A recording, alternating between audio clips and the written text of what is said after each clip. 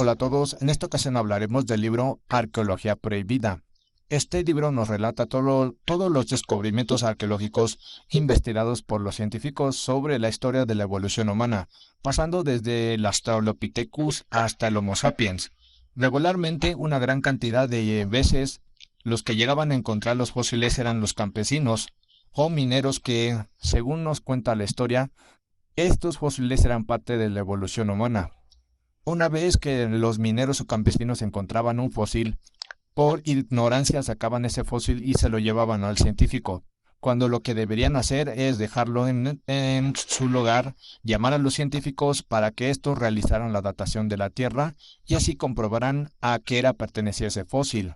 ¿Cuál es el inconveniente entonces? Que en este libro nos relata que entre los científicos había dos corrientes ideológicas: los que querían contar la verdad a pesar de las consecuencias, y los científicos que te querían contar una historia alterada, lejana a la realidad hasta cierto punto. Sobra decir que la corriente ideológica que ganó fue la que te cuentan los maestros hasta hoy en día, la de la historia de la evolución humana alterada. Una vez que los mineros o campesinos llegaban a encontrar un fósil que parecía ser humano, y si el científico que llegaba primero era de la corriente ideológica que quería decir la verdad, los otros científicos que eran de la otra corriente ideológica le ponían muchas trabas a sus descubrimientos, alegando que como el fósil humano fue encontrado por un campesino, este ya no tenía validez porque no sabían si el campesino alteró el lugar y además desenterró él mismo el fósil humano y ya no se pudo hacer la datación de la Tierra correctamente. Cabe señalar que los científicos presentaban sus hallazgos ante una sociedad científica para su aprobación o rechazo. Los pobres científicos que eran de la corriente ideológica que querían decirle al mundo la verdad de la evolución humana siempre les hacían la vida imposible esta sociedad científica que pertenecía a la otra corriente ideológica. Sucedía todo lo contrario cuando los científicos pertenecientes a la corriente ideológica alterada, llamémosla así, llegaban al lugar del descubrimiento y a pesar de que un minero había encontrado los restos fósiles de apariencia humana y a pesar de que había alterado el lugar del descubrimiento, la sociedad científica nunca le ponía ninguna traba a sus descubrimientos, porque si se adaptaba aunque sea un poco a la historia de la evolución humana que te contaron y nos contaron, pues bienvenido sea el descubrimiento alterado.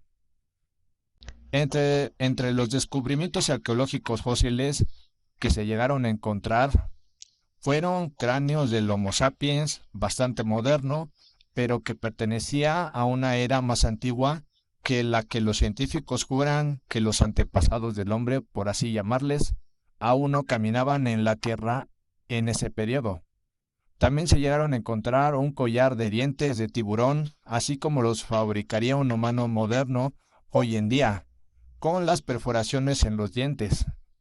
También se llegaron a encontrar lo que parecerían ser huellas humanas que quedaron impresas, por así decirle, en piedra volcánica. También se descubrieron lo que parecían ser herramientas arcaicas primitivas hechas por una criatura bastante avanzada y pensante de lo que se quería para ese periodo. Te preguntarás, ¿qué tiene de malo estos descubrimientos y por qué nunca los aceptó la sociedad científica? Pues porque la historia de la evolución humana tiene un periodo de tiempo. Desde que apareció el primer ancestro, por así decirle, si le dices a la gente que se encontraron restos fósiles humanos, herramientas y utensilios pertenecientes a un periodo más antiguo de lo que la historia de la evolución humana te cuenta, cambiaría totalmente la historia evolutiva del hombre. En el libro tratan de desmentir todos estos descubrimientos, esta sociedad científica perteneciente a esta corriente ideológica alterada. Aquí la pregunta es, si estos descubrimientos estaban mal datados en fechas y eran falsos, ¿por qué desaparecieron estas pruebas? ¿Por qué desaparecer estos fósiles humanos y herramientas? ¿A qué le tenían miedo? Y si te digo que un par de científicos se dedicaron a investigar a lo que nosotros le decimos Yeti, hombre de las montañas, Sasquatch, etc., aunque los científicos le decían hombres salvajes. En este libro hay relatos de varias personas, incluidos gente científica, que vieron hombres salvajes. Inclusive los monjes tibetanos los conocían, sabían sobre ellos. Y te preguntarás, ¿qué tiene que ver los hombres salvajes aquí? Pues que algunos científicos estaban viendo a qué rama evolutiva pertenecían y si estaban emparentados con la rama evolutiva del Homo sapiens. Y así es como este libro te invita a pensar más allá de las cosas, a que tú mismo te formules tus propias preguntas, tus propias hipótesis y que tú mismo tienes la última palabra. Eso es todo, nos vemos en la siguiente.